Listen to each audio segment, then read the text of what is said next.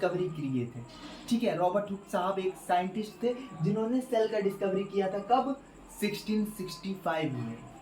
किस टाइप का सेल था वो? डेड सेल था। क्या था सर? डेड सेल था। एकदम यहाँ से बातों को बस सुनते जाइए, गहराई तक उसका जाइए। डेड सेल था जिसका कि क्या नाम था सर? कॉर्क नाम था। क्या नाम था सर? कॉर्क नाम था। ठीक है, तो डिस्कवरी ऑफ सेल का डिस्कवरी कब कैसे हुआ? सेल का डिस्कवरी जो है रॉबर्ट हुक के द्वारा हुआ, 1665 में हुआ। किस टाइप का सेल हुआ? डेड सेल हुआ, मतलब वो जिंदा नहीं था सेल। ठीक है, और क्या हुआ? उसका नाम क्या पड़ा? हमारा जो सेल था कॉर्क सेल था। ठीक है सर, इतना तो समझ में आ गया। अब हम लोग थोड़ा सा देख लेते हैं कि लिविंग, ये तो था डेड सेल की बात। अब हम लोग देख लेते हैं लिविंग सेल का डिस्कवरी कौन किया था। ठीक है सर, लिविंग सेल का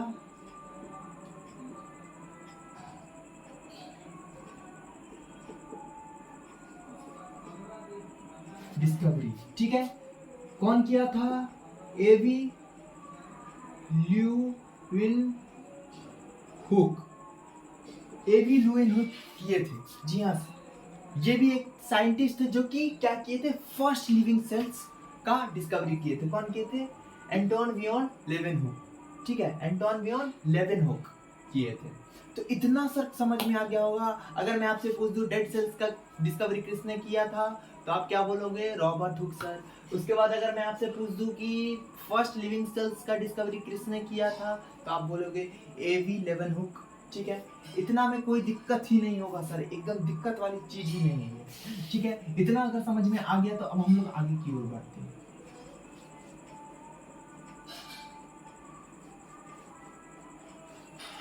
ठीक है, पता है मेन दिक्कत यहाँ क्या इस चैप्टर में जो है बच्चों को सर का दर्द लगता है, वो क्या है? Cell theory.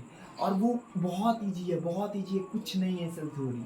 ऐसा मैं बताऊंगा ना कि कुछ नहीं है सेल थ्योरी, एवरीथिंग इज, क्या बोला जाए, एकदम very easy, everything is very easy. ठीक है, ये सेल थ्योरी है। ठीक है, बट उससे पहले कुछ नॉलेजेबल बातें ले लेता हूँ अभी मैं। नॉलेजेबल बातें में सबसे पहले हम लोग को क्या देखना है कि smallest cell in the world, smallest cell in the world क्या हो गया सर? मायोप्लाज्म। अगर कोई भी पूछ दे कि स्मॉलेस्ट सेल पूरे वर्ल्ड में क्या था, तो पूरे वर्ल्ड में क्या है स्मॉलेस्ट सेल? मायोप्लाज्म, हमेशा याद रखना। और biggest cell in the world, biggest cell in the world. ठीक है, बिगेस्ट सेल पूछ दे पूरे दुनिया में सबसे बड़ा सेल कौन सा है, तो क्या बोलोगे? Ostrich egg cell. ठीक है, ऑस्ट्रिच एग सेल, ऑस्ट्रिच का जो एग होता है उसका सेल सबसे बड़ा होता है पूरे वर्ल्ड के अंदर। ठीक है, और smallest cell in the world, पूरे वर्ल्ड के अंदर सबसे छोटा सेल क्या होता है? मायोप्लाज्म। प्लाम लिखा गया, सॉरी, PLAS, प्लाज्म। ठीक है, इतना समझना कि इतना में कोई दिक्कत ही नहीं होगा, एकदम बहुत मजा आने वाला है। कोई दिक्कत नहीं है। चलिए अब हम लोग आगे की ओर देखते हैं। अब अगला क्या आता है? ह्यूमंस के अंदर सेल, ह्यूमन सेल। ठीक है, इसमें हम लोग दो टाइप का देख लेंगे। क्या आएगा?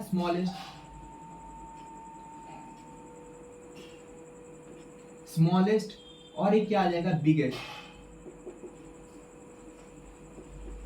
स्मॉलेस्ट ह्यूमन सेल क्या हो जाता है? स्मॉलेस्ट ह्यूमन सेल क्या हो जाता है? स्पर्म। ठीक है, स्पर्म हो जाता है। स्पर्म जो होता है क्या होता है? हमारा मेल गैमेट होता है जो कि क्या करता है? रिप्रोडक्शन में हेल्प करता है। ठीक है, उसके बाद क्या आ जाता है? अगर बिगेस्ट ह्यूमन सेल बोला जाए तो क्या आ जाएगा? ओवम। ठीक है, ये किस में आ जाता है? ये आ जाता है अपना स्पर्म, मेल के अंदर। ओवम किसके अंदर आ जाता है?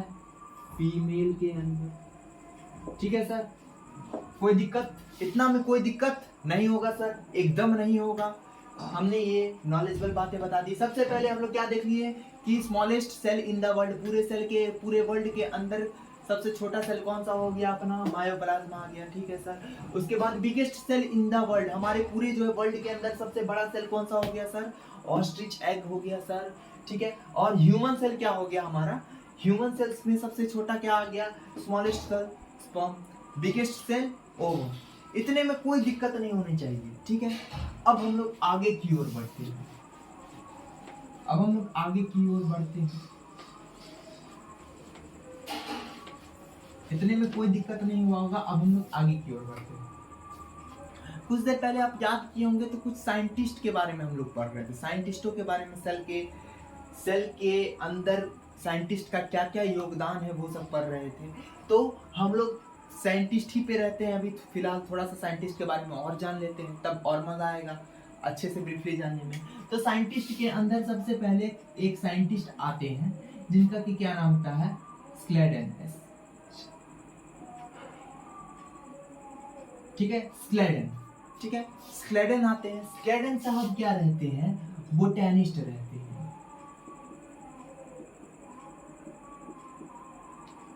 बोटैनिस्ट,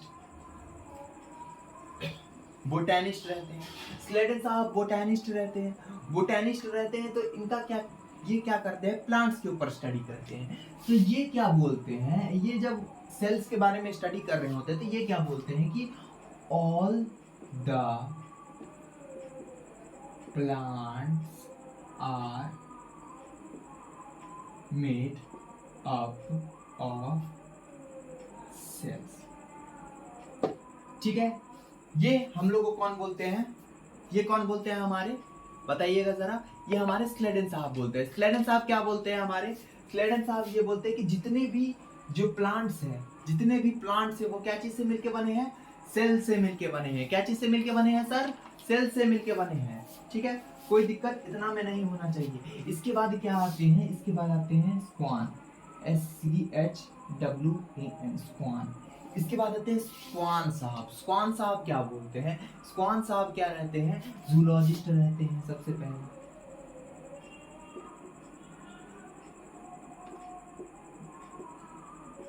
ठीक है। स्लेडन क्या हो गया, स्लेडन बोटैनिस्ट रहते हैं, स्क्वान साहब जूलॉजिस्ट रहते हैं।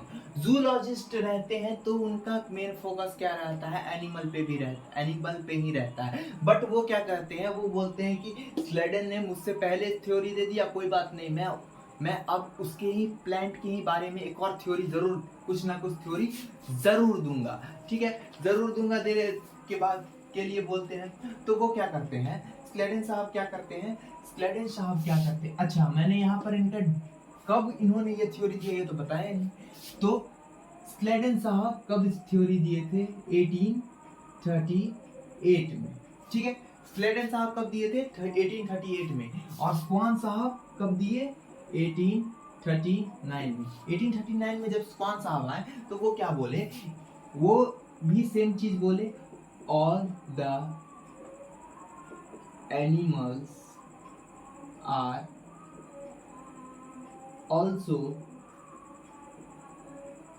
made up of cell, ठीक है। तो हमारे जो है स्क्वान साहब भी बोले कि जितने भी एनिमल्स है वो भी सेल्स से मिलके बने हुए हैं। बट इन्होंने क्या बोला कि मैंने एक और चीज खोज निकाला है। क्या खोज निकाला है कि outer plant cells having cell walls, यानी कि प्लांट के आउटर में जो सेल्स होते हैं उसके पास क्या होता है, सेल वॉल्स होता है। यहां से ये क्या करते हैं, एक और थ्योरी लगाते हैं, दिमाग लगा दिए ये पूरा कि अगर ये पहला थ्योरी दिया है तो मैं इसे ज्यादा दूं ताकि मैं इससे ज्यादा पॉपुलर हूं।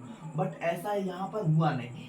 फिर क्या हुआ कि इन दोनों के जो होता है, इन दोनों के बातों को क्या किया गया, एक साथ कंबाइन कर दिया गया और कंबाइन कर करके लिख दिया गया। क्या लिख दिया गया कि ऑल द प्लांट्स तब उनके बारे में क्या बोला गया कि स्क्लेडन और स्वान के द्वारा क्या दिया गया है, बोला गया है। स्क्लेडन और स्वान क्या बोले हैं कि जितने भी प्लांट्स हैं वो क्या चीज से मिलकर बने हैं, सेल से मिलकर बने हैं। जितने भी एनिमल्स हैं सेल से मिलकर बने हैं। बट इसमें एक और बात क्या इंक्लूड हो गया कि जो प्लांट का आउटर पार्ट है, पार्ट ऑफ सेल है, आउटर प्लांट के आउटर सेल में क्या पाया जाता है, हमारा सेल वॉल्स पाया जाता है।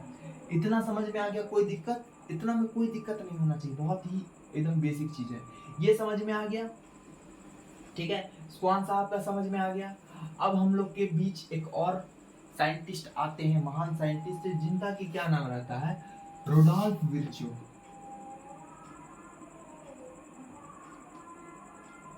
रुडोल्फ विर्चो, ठीक है। रुडोल्फ विर्चो साहब आते हैं, ये क्या बोलते हैं कि cells exist, cell comes from pre existing cells. ये क्या बोलते हैं रुडोल्फ विर्चो साहब कि सेल्स जो है वो कहां से आता है, प्री एग्जिस्टिंग सेल्स, यानी कि पहले जो सेल्स है उसी से क्या होता है, सेल्स निकलता है। जैसे कि क्या होता है कि ह्यूमंस क्या होता है, अपने पेरेंट्स से जो होता है ऑफस्प्रिंग निकलता है ह्यूमन रिप्रोडक्शन में, उसी तरह सेल्स के अंदर क्या होता है कि प्री एग्जिस्टिंग सेल्स, यानी कि उसके पेरेंट्स जो है, सेल्स के पेरेंट्स जो है, उन्हीं से ना सेल्स फिर बनता है। तो यही बात बोले थे। और यहीं पर आकर के सर आपका सेल थ्योरी हो जाता है समाप्त। पता भी चला कि मैं क्या बोल रहा हूँ। सेल थ्योरी इतना इजी लगा था कभी कि सेल थ्योरी इतना इजी होगा, नहीं ना होगा, बट मैंने बता दिया ना। सबसे पहले कौन आए, स्वान, स्क्लेडन और स्वान कब आए, स्क्लेडन जो है हमारा 1838 में आए, स्वान साहब 1839 में आए। दोनों को मिला करके क्या बना, एक हमारा क्या बना,